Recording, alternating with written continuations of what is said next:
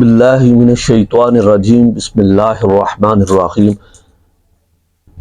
قل جاء الحق وزهق الباطل ان الباطل کان زہوقا الصلاة والسلام علیک یا سیدی یا رسول اللہ وعلی آلک واصحابک یا سیدی یا حبیب اللہ۔ مارکۃ الآراء مسئلہ اس وقت جو بنا ہوا ہے وہ خطا کے حوالے سے بنا ہوا ہے، اور ایک جانب کچھ لوگ وہ پیدا ہو چکے ہیں جو اپنے آپ کو محبین اہل بیت گردانتے ہیں، اور ان کے مقابلے میں جو کوئی ان کے خلاف ذرا سی بات کرے تو وہ سارے کے سارے یا تو نسبی وہ لوگ کہتے ہیں، فتویٰ لگا دیتے ہیں، یا پھر وہ خارجی ہونے کا فتویٰ لگا دیتے ہیں۔ خیر، وہ محبین اہل بیت ہے، یہ ان کا دعویٰ ہے۔ اگر یہ اپنے دعوے میں سچی ہوئی ہے تو میرا رب ان کو جو ہے اس پر اجر عطا کرے گا۔ اگر یہ اس محبت میں جھوٹے ہوئی ہے تو پھر جو ان کو جو سزا ملے گی وہ دیکھنے کے لائق ہوگی۔ حشر والے دن ابھی تو ان کی ایک کشتی چل رہی ہے، گاڑی چل رہی ہے، وہ پاکوں کے نام استعمال کر کے آگے چلتے جا رہے ہیں۔ یہ بعد میں ان کو پتہ چلے گا جب روح کفس انصری سے جدا ہوگی۔ اس پر ہماری بات نہیں ہے کون محبت میں سچا ہے یا کون محبت میں سچا نہیں ہے۔ جھوٹی محبت انسان کو جو ہے بگاڑ دیتی ہے، اور جھوٹی محبت انسان معاشرے میں انتشار پیدا کرتی ہے، اور سچی محبتوں کی برکات نازل ہوتی ہیں، اور سچی محبت پہ سچی محبت خود بخود پتہ چل جاتی ہے، اور اس کا پتہ لگ جاتا ہے کہ یہ سچی محبت ہے۔ محبین کو بتانا نہیں پڑتا کہ ہم کتنے محبین ہیں، ان کو بتانا نہیں پڑتا، بلکہ ان کے کردار سے پتہ لگ جاتا ہے کہ وہ کتنے بڑے محب ہیں۔ تو میں محبین اہل بیت سے چند سوال کرنا چاہوں گا، اور سوال بڑے اہم ہیں۔ میرا جو سب سے پہلا ان پر سوال ہے کہ کیا کفر کی حمایت کرنے والا کافر ہوتا ہے یا نہیں؟ کیا قادیانیوں کی حمایت کرنے والا قادیانی ہوتا ہے یا نہیں؟ کیا خارجیوں کی حمایت کرنے والا خارجی ہوتا ہے یا نہیں؟ کیا رافضیوں کی حمایت کرنے والا رافضی ہوتا ہے یا نہیں؟ تو اسی قاعدے کی روح سے کیا گستاخی کرنے والے کی حمایت کرنے والا وہ بھی گستاخ ہوگا یا نہیں؟ ظاہر سی بات ہے کہ وہ حمایت ہی ان کی اس گستاخی کی کر رہا ہے، اسی کفر کی کر رہا ہے، اسی رفض کی کر رہا ہے، اس خارجیت کی کر رہا ہے۔ تو ظاہر سی بات ہے جو گستاخی کرنے والے ہیں ان پر بھی حکم لگے گا اور ان پر بھی لگے گا۔ یہ آپ نے بتانا ہے کہ ہوگا یہ ایسا یا نہیں ہوگا۔ ہمارے نزدیک تو ایسا ہوگا۔ یہ آپ نے اس بات پر وضاحت کرنی ہے، اور اصول فقہ کی روشنی میں آپ نے فتویٰ صادر فرمانا ہے۔ اب اس گفتگو کو تھوڑا آگے لے کے چلتے ہیں۔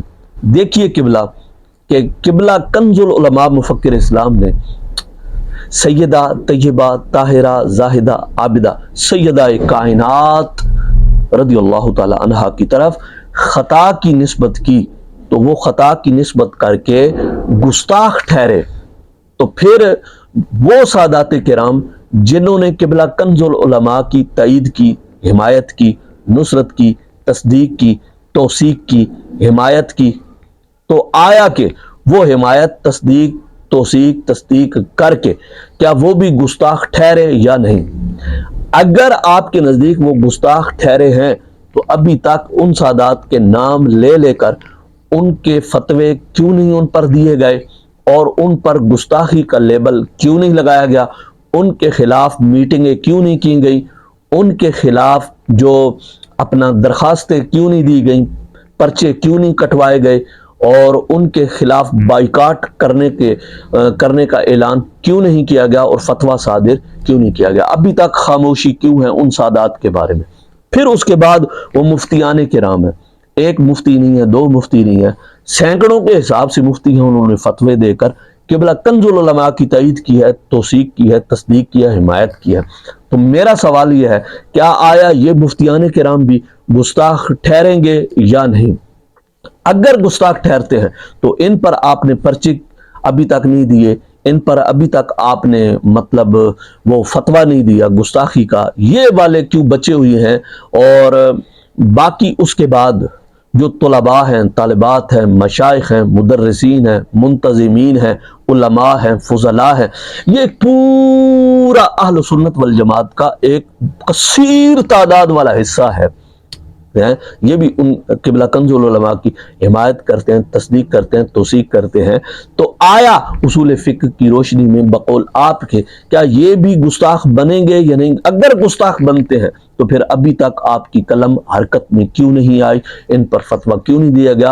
اور ان پر بھی آپ نے درخواستیں کیوں نہیں دی؟ اور ان کو بھی آپ نے جو ہے سلاخوں کے پیچھے ابھی تک بند کیوں نہیں کروایا؟ اب گستاخ دندناتے پھریں، اتنے سارے مدرسے کھولے ہوئے ہوں، اور پھر آپ چین سے سو جائیں؟ آپ کو نیند کیسے پھر آ جاتی ہے؟ آپ کا کام بنتا ہے کہ اتنے سارے گستاخ پیدا ہو چکے ہیں اور پھر آپ آرام سے بیٹھی ہوئی ہیں، ان سب پر ایک مرتبہ فتویٰ لگائیں اور ان سب کو جیلوں میں اور جیلوں میں سلاخوں کے پیچھے آپ ان کو بھیجیں۔ یہ ایک ایسی آگ ہے جو آپ لوگوں نے لگا دی ہے، یہ آگ دائیں بائیں اوپر نیچے ہر طرف پھیلتی جائے گی اور ہر ایک کو جلاتی چلی جائے گی۔ تو یہ مدرسے، یہ خانقاہیں، یہ سارا ابھی بہت کچھ جناب والا باقی ہے۔ اچھا، پھر ایک عجیب سوال ہے جو میرا اگلا سوال ہے کہ گستاخی تو لیبل لگا دیا گیا، الزام بھی لگا دیا گیا کہ وہ خطا کی نسبت کر کے گستاخ ٹھہرے، تو وہ گستاخی کس درجے کی ہے؟ وہ گستاخی کس درجے کی ہے؟ کیا اس گستاخی سے وہ زندیق بنے، اس گستاخی سے وہ مرتد بنے، اس گستاخی سے وہ کافر ہوئے؟ پھر اس پر جو سزا بنتی ہے وہ سزا کا بھی تعین نہیں کیا گیا۔ کیا ان کو کوڑے لگیں گے؟ کیا بائیکاٹ کیا جائے گا؟ کیا ملک سے نکال دیا جائے گا؟ کیا ان کو، کیا وہ واجب القتل ہیں؟ اگر یہ سزائیں ان پر بنتی ہیں تو پھر ابھی تک کیوں نہیں دی گئی؟ اگر یہ سزائیں بنتی ہیں تو پھر وہ سادات کرام پر بھی بنیں گی، علماء پر بھی یہ سزائیں بنیں گی، ان مشائخ پر بھی بنیں گی، مدرسین پر بھی بنیں گی، ان طلباء و طلبات پر بھی یہ سزائیں جو ہیں مرتب ہوں گی، اور وہ بھی اس سزا کے مستحق ٹھہریں گے یا نہیں؟ یہ بھی ابھی تک آپ نے ان باتوں پر بھی کوئی وضاحت نہیں دی ہے، اور یہ وضاحت ظاہر سی بات ہے جو بھی سوشل میڈیا کے ساتھ وابستہ ہے وہ اس وضاحت کا جو ہے طالب ہے، وہ مطالبہ کرتا ہے کہ آپ دیں۔ ہم بھی مطالبہ کرتے ہیں کہ یہ ساری جتنے بھی ہیں سوالات، ان کے جوابات ہونے چاہیے۔ پھر اس کے بعد جو آپ نے گالی دی قبلہ کنز العلماء کو کہ یہ حیضی بچہ ہے، اس وجہ سے دی ہے کہ کیونکہ خطا کا قول انہوں نے کیا ہے۔ اچھا، خطا کے قول کرنے سے قبلہ کنز العلماء کو آپ نے تو حیضی بچہ کہہ دیا، تو جو حمایت کرنے والے سادات ہیں ان کے بارے میں آپ کیا کہیں گے؟ ان کو بھی یہی کہیں گے؟ یہ گالی دی جائے گی ان کو یا نہیں دی جائے گی؟ یہ بھی آپ نے اصول فقہ کی روشنی میں یا آپ نے متعین کرنا ہے۔ پھر اس کے بعد ان علماء، مفتیان کرام، مشائخ، پھر یہ نیچے ساری لسٹ ہوگی، کیا ان کو بھی یہ سارا گالی دی جائے گی؟ ان سب کو حیضی بچہ کہا جائے گا؟ ٹھیک ہے، کیا کیونکہ یہ حمایت تو کرتے ہیں، تو حمایت کرنے والے بچ کیسے سکتے ہیں؟ تو یہ ان کو بھی گالی دی جائے گی۔ اچھا، پھر اس کے بعد جن جن لوگوں نے ان کی بیعت کی ہے، آیا کہ ان کی بیعت بھی قبول ہوگی یا نہیں ہوگی؟ جو مشائخ ہیں، پیران عظام ہیں، کیا وہ گستاخ ٹھہریں گے یا گستاخ نہیں ٹھہریں گے؟ تو اب بیعت قبول ان کی ہوگی یا بیعت قبول نہیں ہوگی، اس بارے میں بھی آپ فتویٰ ارشاد فرمائیں۔ ابھی تک آپ کا یہ کاغذ جو ہے وہ کالے نہیں ہوئے، آپ کی قلم، آپ کی انگلیاں حرکت میں نہیں آئیں، قلم متحرک نہیں ہوا، قلم نے ابھی تک لکھنا شروع کیوں نہیں کیا؟ کس بات کی مجبوری ہے؟ کس بات نے آپ کو روکا ہوا ہے؟ اور پھر اس کے بعد اگلا سوال، جن اکابرین نے خطا کی نسبت کی ہے، بڑے بڑے مفسرین، محدثین، فقہا، بڑے بڑے حدیثوں کے اندر جنہوں نے خطا کی نسبت کی ہوئی ہے پاک و نفوس قدسیہ کی طرف، میرا سوال ہے کیا وہ اکابرین ابھی گستاخ بنیں گے یا نہیں بنیں گے؟ ان کے بارے میں بھی آپ کی کوئی وضاحت ابھی تک نہیں آئی۔ پھر اس کے بعد بریلی شریف کے جو علماء ہیں انہوں نے بھی تائید کی ہے، تو حمایت کر کے وہ بھی گستاخ بنے یا نہیں بنے؟ گستاخ بنے ہیں تو پھر ان کے بریلی شریف کے بارے میں بھی آپ کا انٹرنیشنل لیول پہ فتویٰ کیوں نہیں آیا؟ بائیکاٹ کا حکم آپ نے کیوں نہیں دیا؟ یا جو بھی اس پر حکم آپ کا بنتا ہے ابھی تک آپ نے وہ حکم کیوں نہیں دیا؟ اب یہ ساری باتیں ایسی ہیں کہ آپ نے ان پر حکم شرع عائد ابھی تک نہیں کیا، تو اتنی بڑی خاموشی کیوں ہے؟ اور پھر یہ ان کی طرف آپ متوجہ کیوں نہیں ہیں؟ ان کو صرف آپ خطائی کہتے ہیں، خطائی کہنا تو کافی نہیں ہے، حکم تو آپ نے اصول فقہ کی روشنی میں آپ نے بیان کرنا ہے، اور وہ تو ابھی تک آپ نے بیان ہی نہیں کیا ہے۔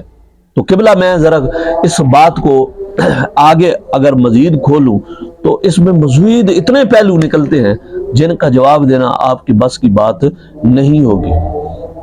تو اس بنیاد پر بندہ ناچیز نے یہ کچھ سوالات آپ لوگوں کے پاس رکھے ہیں، تو آپ نے ان کے جوابات اصول فقہ کی روشنی میں، قرآن و حدیث کی روشنی میں، اور آپ چونکہ حنفی ہیں تو فقہ حنفی کے مطابق آپ نے جو سزا بنتی ہے آپ نے اس کی جواب دینا ہے۔ تو انہوں نے جو توبہ کی ہے، رجوع مطلب جو انہوں نے سیدہ کائنات کے بارے میں بے خطا بے گناہ کے بار بار نعرے لگائے ہیں، کیا یہ رجوع بن رہے ہیں یا نہیں بن رہے؟ اس بارے میں بھی آپ وضاحت کریں۔ اللہ میرا سمجھنے کی توفیق عطا فرمائے۔ وآخر دعوانا الحمدللہ رب